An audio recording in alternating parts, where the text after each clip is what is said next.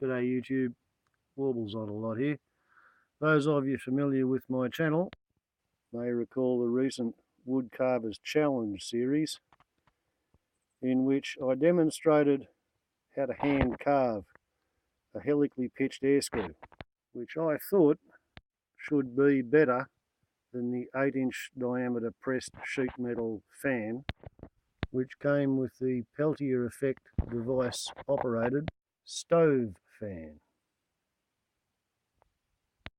The initial reason I was so motivated was because the sheet metal fan not only had flat plates with a folded bend, camber was in the wrong place, but it had reverse helical pitch. And then on smoke flow testing, it turned out that those stiffening ribs, they actually function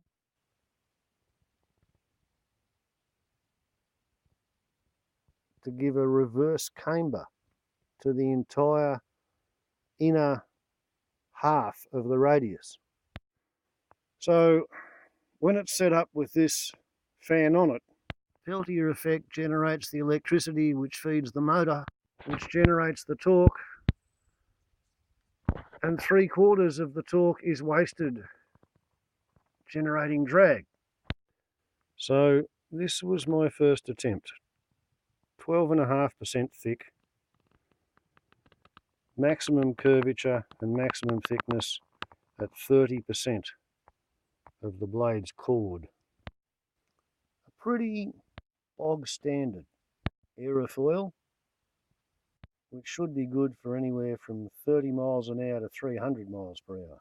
Only problem is I observed this thing turning at 300 revolutions per minute, which with an 8-inch diameter, these blade tips are doing about 7 miles per hour. So although this works, and if you have a look at Woodcarvers Challenge Part 10 and check out the smoke trail studies, this moves air twice as fast and it moves about twice as much air and it blows it twice the distance. So despite what some would think of as extreme pitch, this is actually literally 4 times more efficient than that thing was, despite its multiple faults, as outlined in Woodcarvers Challenge Part 8, the nitpicking fault finding video. So therefore, time to start again, have another go and see if I can do something a bit better. This time, instead of presenting you with a fait accompli, we start with a clean sheet of paper embodying the same blade pitches at the same stations. This time, instead of Tuna australis or red cedar and Casuarina subrosa or black oak, this time we'll have Casuarina subrosa or black oak and Pinus radiata, feral pine. And you get from there to there involves 45 minutes of actual work and then another 15 minutes to decide which side of the planks is the top and the bottom. These are the bottom sides and here are the top sides. You'll notice lamination 1, 2, 3 and 4 are already divided into blades A and blades B. The first drawings begin with the 2 centre lines. And having established the centre lines with a pin suspended from a thread, we determine which end is the heavy end.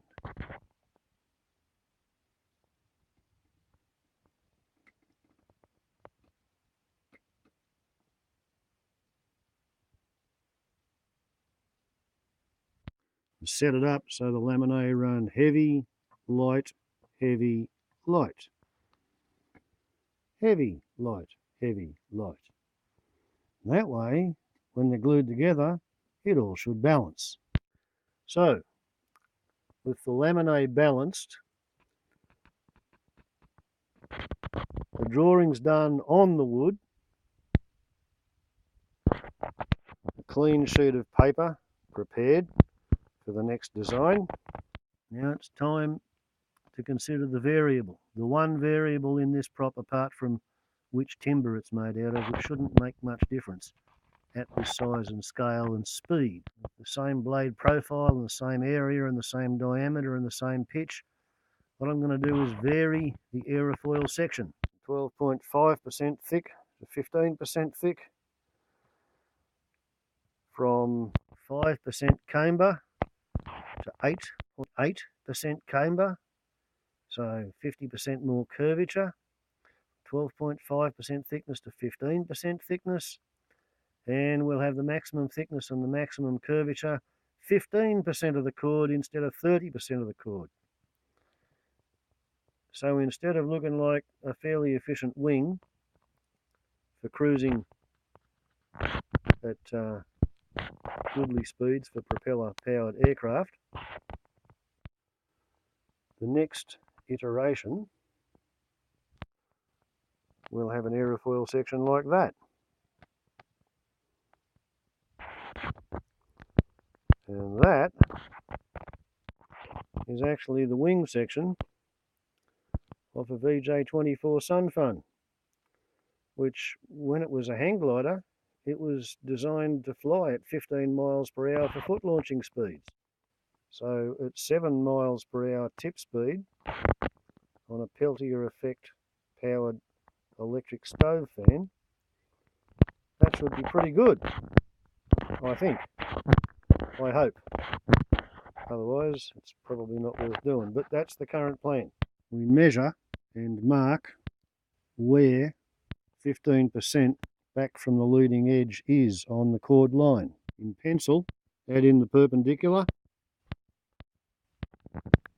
and then add in the 8% camber line, marked in red. That'll be the deepest part of the curvature of the center line of the section.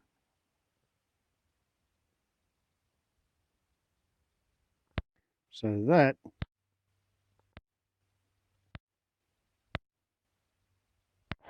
should be the centers of the sections. So with dividers, we transfer the distance from the pitch line to the center line to above the center line, and thus we're able to transpose a slightly thicker in the trailing edge version of that onto the hub section across the laminae. Comes out fairly truncated at station number 1. 1 inch radius, I suppose it doesn't really matter that much. And thus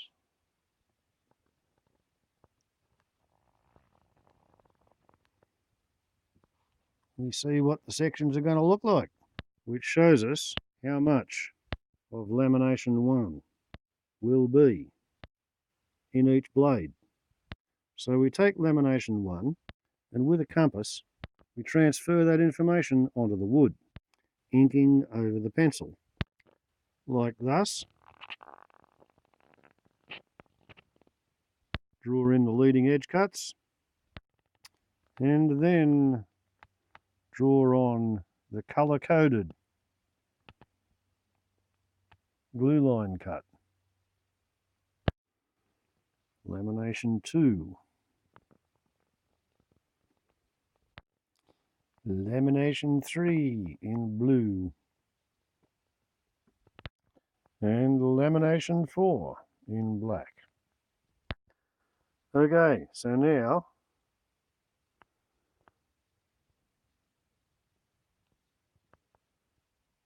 the 4 laminae have the working drawings done on the wood.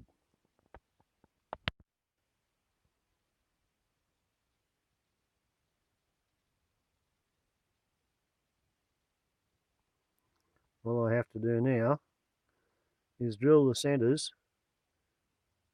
exactly, and then saw the laminations precisely.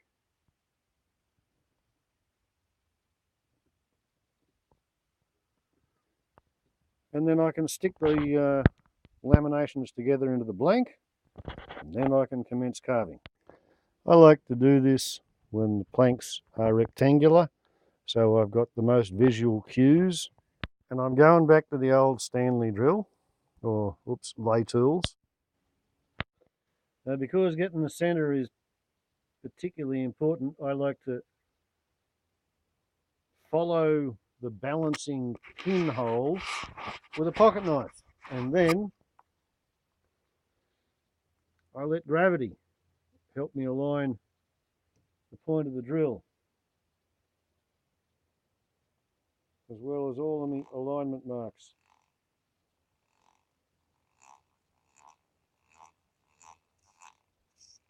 And you really only get one shot at it.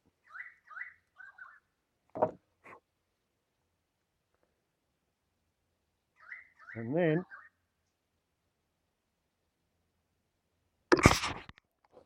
this is how you check your alignment. Not too bad. So now we do that.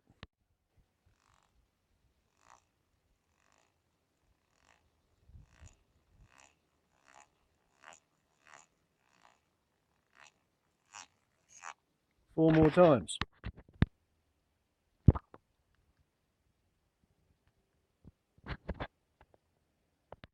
Done.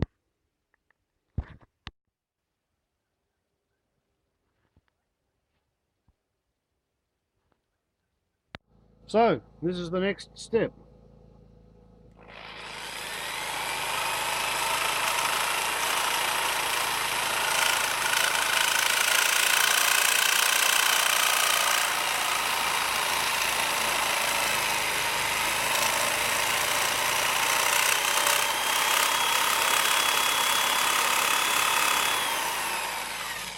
And the idea is to stay just outside the line.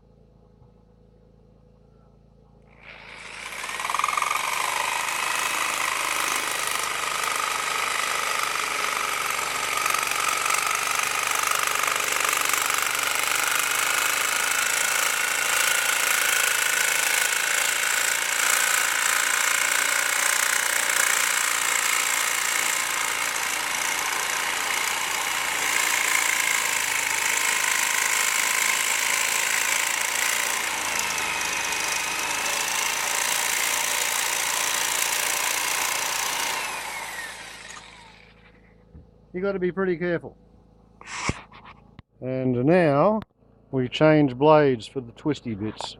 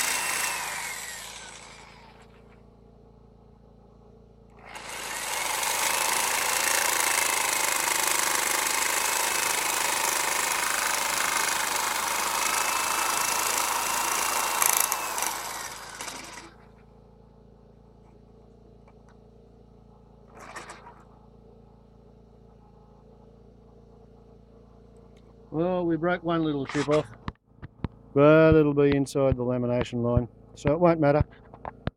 One down, 3 to go, and to be honest, we're running out of light. We reached the point where the solar lights are coming on, if you see what I mean. So guess what?